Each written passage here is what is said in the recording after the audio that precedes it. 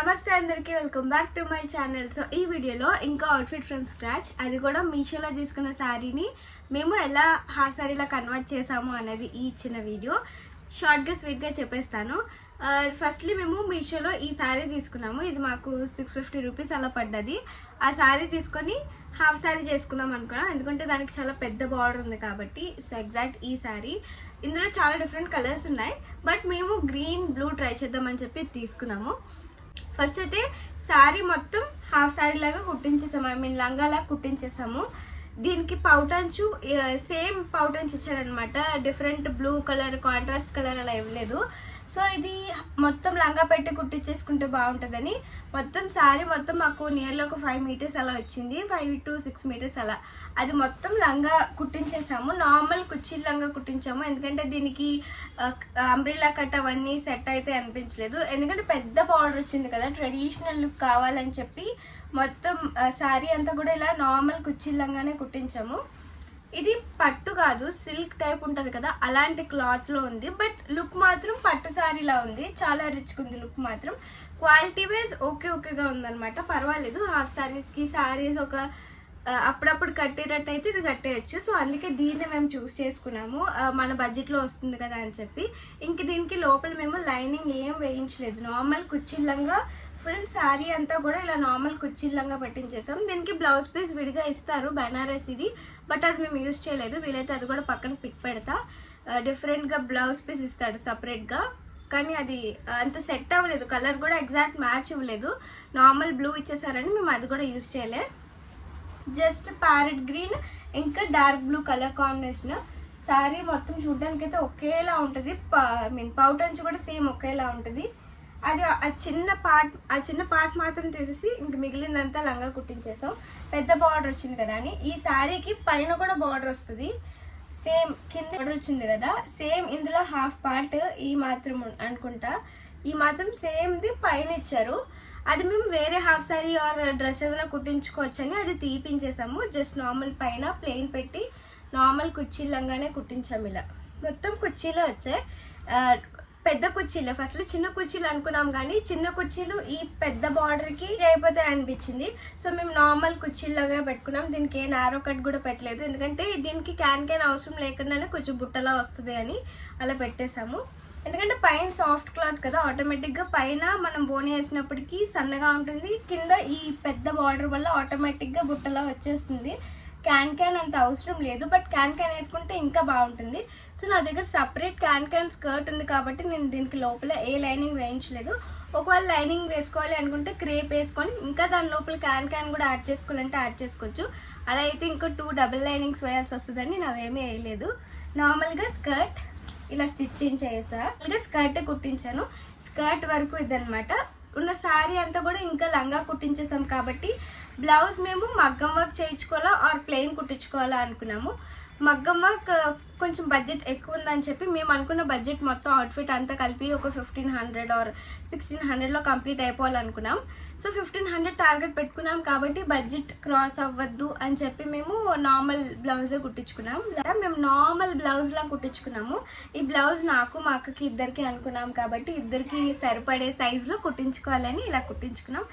Plain blouse, ఈ blouse material విడిగా తీసుకున్నాను నేను. హాఫ్ పట్టు బ్లౌజ్ మెటీరియల్స్, అదే హాఫ్ పట్టు మెటీరియల్ ఉంటుంది కదా, అది తీసుకున్నాము. మీటర్ తీసుకున్నాం, మీటర్ 130 రూపీస్ తీసుకున్నారు.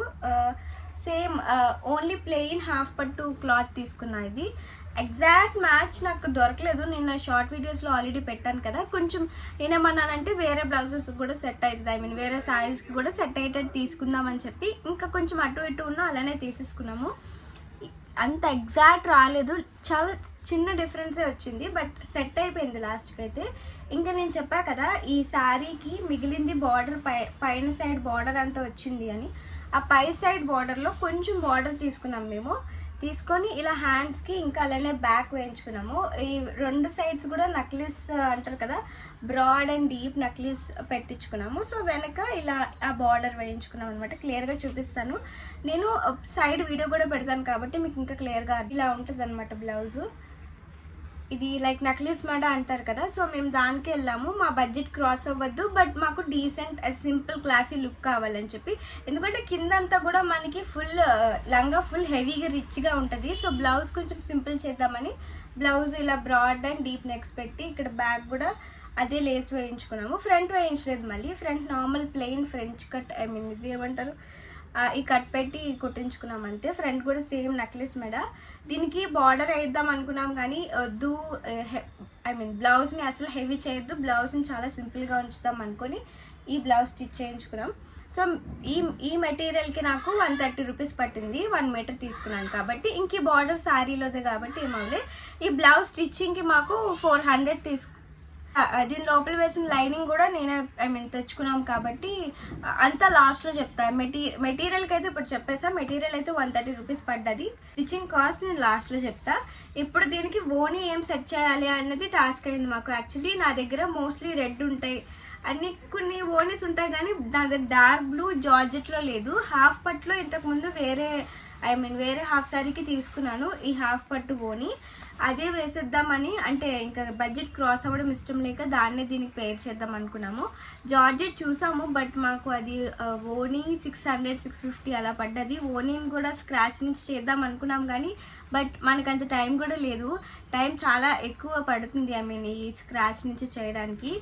సో నేను అందాకలకి నా దగ్గర ఉంది కదా ఈ పాతది, ఇంతకుముందు సేమ్ ఇలాంటి ఈ హాఫ్ పట్టు మెటీరియల్ తీసుకున్నా. అప్పట్లో కూడా ఇది 120 రూపీస్ ఎంతో మీటర్ పెట్టి తీసుకొని దానికి ఇలా బాల్స్ ఉంటాయి కదా, ఇవి ఇప్పుడు కలర్ ఫేడ్ అయిపోయి గోల్డ్ కలర్ బాల్స్ ఇవి, వీటిని ఓనీకి స్టిచ్ చేశాను అనమాట. అప్పుడు ప్రతిదీ నీట్గా ఇలా స్టిచ్ చేసుకొని వచ్చా, బట్ ఇప్పుడు ఇది కలర్ ఫేడ్ అయిపోయింది ఆ బాల్స్ది.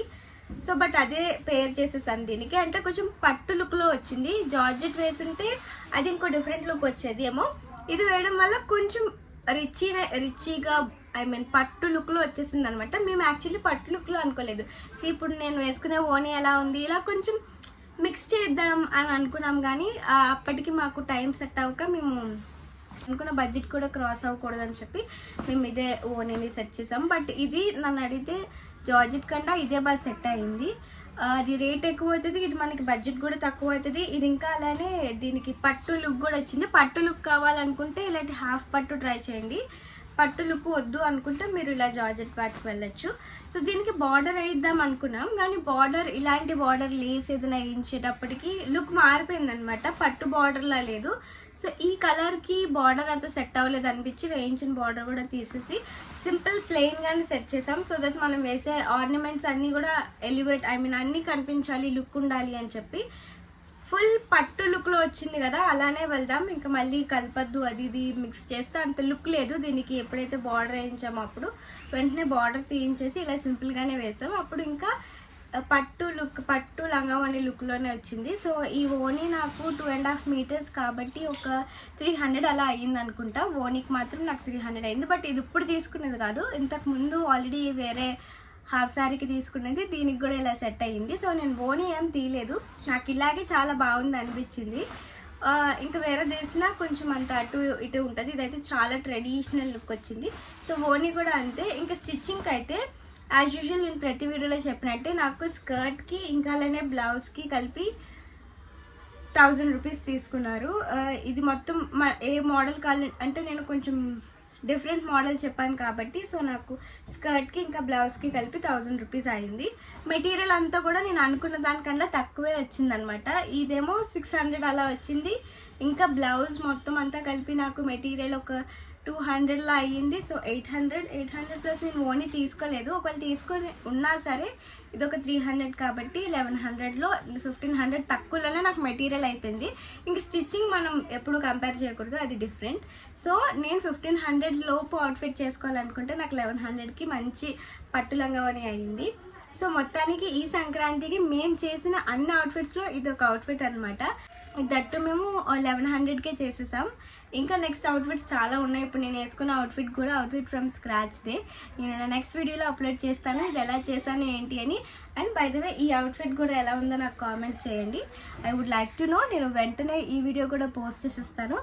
సో ఇంకా సంక్రాంతికి మంచి మంచి అవుట్ఫిట్స్ని యాక్చువల్లీ ముందుగానే పెట్టేయాలనుకున్నా, బట్ నాకు టైం సెట్ అవ్వలేదు. స్టిచ్చింగ్ మెటీరియల్ వెతకాలి, స్టిచ్చింగ్ సెట్ చేయాలి, సో లేట్ అయింది. మేబీ సంక్రాంతి తర్వాత కూడా ఇలాంటి అవుట్ఫిట్స్ స్క్రాచెస్ వస్తూ ఉంటాయి. ఉగాది వస్తుంది కాబట్టి దానికి కూడా యూజ్ అవుతుంది.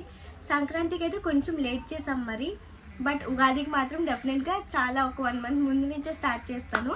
మీకు ఇంకా ఎలాంటి వీడియోస్ కావాలో కూడా నాకు కామెంట్ చేయండి. అంతే మరి. ఇంక ఈ వీడియో మీకు నచ్చిందా లేదో కూడా కామెంట్ చేయండి.